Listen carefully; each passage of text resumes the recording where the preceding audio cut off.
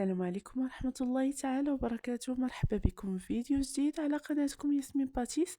اليوم ان شاء الله غادي نشارك معكم قريشلات بلديين اولا القرص.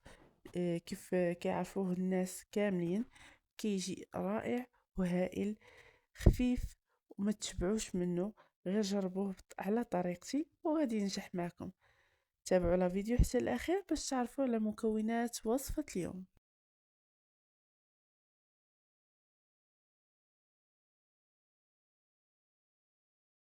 بالنسبة للمقادير وطريقة التحضير، غادي ناخد اناء اللي غادي نخلط به المكونات كاملين. انا غادي نستعمل العجانة باش غادي نعجن. ضفت هنا كيلو ديال الدقيق اللي يكون مغربل واكيد نوعية جيدة، معلقة كبيرة تكون عامرة ديال الخميرة ديال الخبز، وخمارة من فئة 8 غرام. صافي، وغادي نوضع هنا المهم في كل مرحلة راني كنخلط باش يعني المكونات اللي الفوق يكونوا يعني منسجمين مع بعضياتهم. ضفت هنا كيس ديال الفانيلا، اللي عنده سكر بنكهة الفانيلا يوضعو كيجي رائع وهائل. وضعت كأس ديال السكر سنيدة. صافي، وغادي نخلط المكونات مزيان. من بعد غادي نضيف السوائل. هنا كما كتشوفوا غادي نوضع جوج بيضات وقبيصة ديال الملح ضرورية لتصحيح الذوق. واحد جوج بيضات اللي يكونوا بحرارة المطبخ ويكونوا متوسطين ماشي كبار. غادي نوضع هنا اخواتي نص كاس ديال ماء الزهر، وغادي نضع كأس الا ربع ديال الزيت، وجوج كؤوس ديال الحليب اللي يكون دافئ. هنا كما كتشوفوا راني وضعته كامل، مقادير مضبوطة 100%. غادي ندوزها العجانة تعجن. هنا كيف ما كتشوفوا من بعد ما تعجنات عندي مزيان، غادي نضيف لها تقريبا 2 معالق كبار ديال الزبدة اللي تكون نوعية جيدة.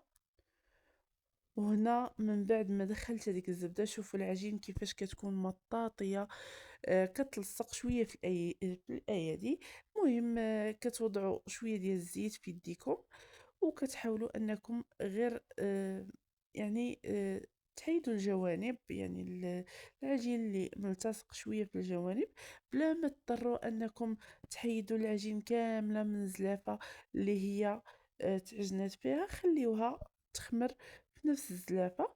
صافي، غادي هنا كما كتشوفوا كنوريكم العجين كيفاش كتكون رائعه رائعه وخفيفه وكتلتصق في الايادي.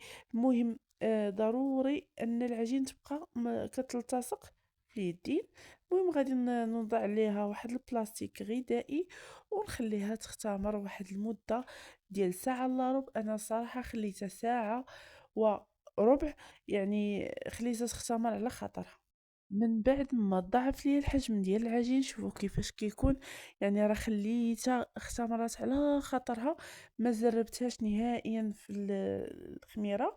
وحتى الجو الساخن حتى هو عاونها تختمر بسرعه. كيف قلت لكم انا خليتها ساعه وربع. خديت هنا شويه ديال الزيت دهنته في سطح العمل، وغادي نحاول انني نفرغ العجين ديالي. شوفوا كيفاش كتكون مختمرة رائعة، يعني عجينة اللي ناجحة 100%. ما تخافوش منها نهائيا وتقولوا انها ما غاديش تصدق معاكم ولا شي حاجة. المهم هنا كيف ما كتشوفوا باش يعني نغلب على العجينة، قسمتها على النصف، وغادي نبدا نحاول انني نشكل كريات اللي تكون متوسطه او لا صغيره. اللي بغى يعني هاد القرص او القراشل بغاهم صغيورين يديرهم، يعني الا بغاهم متوسطين نديروا كريات صغيره، حيت مازال غادي يضاعف الحجم. واللي بغاهم كبار يديرهم متوسطين.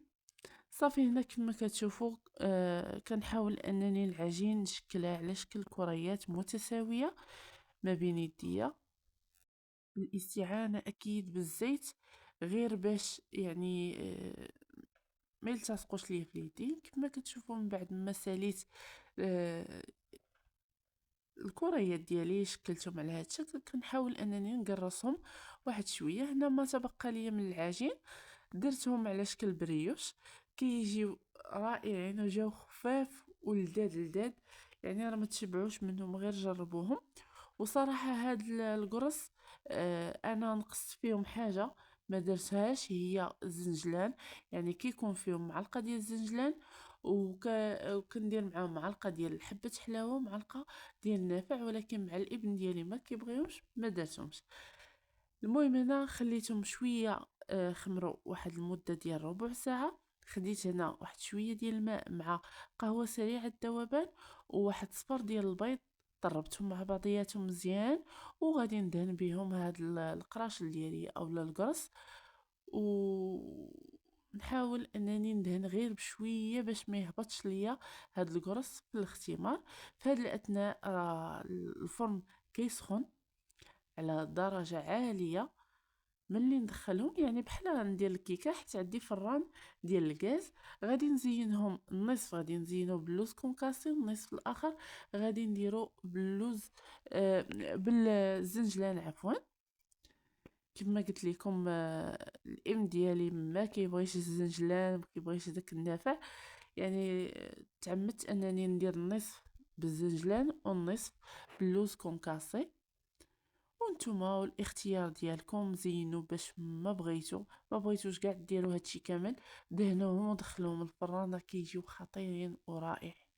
المهم غادي ندخلهم الفران دابا يطيبوا على نار مهيله حتى كيتحمروا من التحت، وعاد ندير لهم العافيه فوق الوجه ديالهم باش ياخذوا هذاك اللون الذهبي.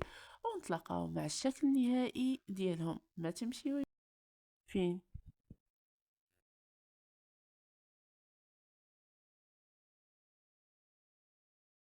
وهذا هو الشكل النهائي ديال القرص اولا القراشل، كيجيو رائعين وهائلين. هاد البريوش اللي خدمت معاكم حتى الاخير ما قدرش نقطعه معاكم حيت باقي مازال ساخن.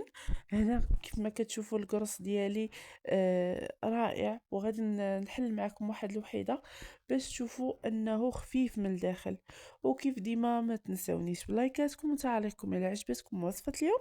لأول مرة كيزور قناتي وعجباتو ما ينساش يدعمني باشتراك وتفعيل الجرس باش يوصلوا الجديد ديالي. شكرا لكم والى وصفة قادمة ان شاء الله.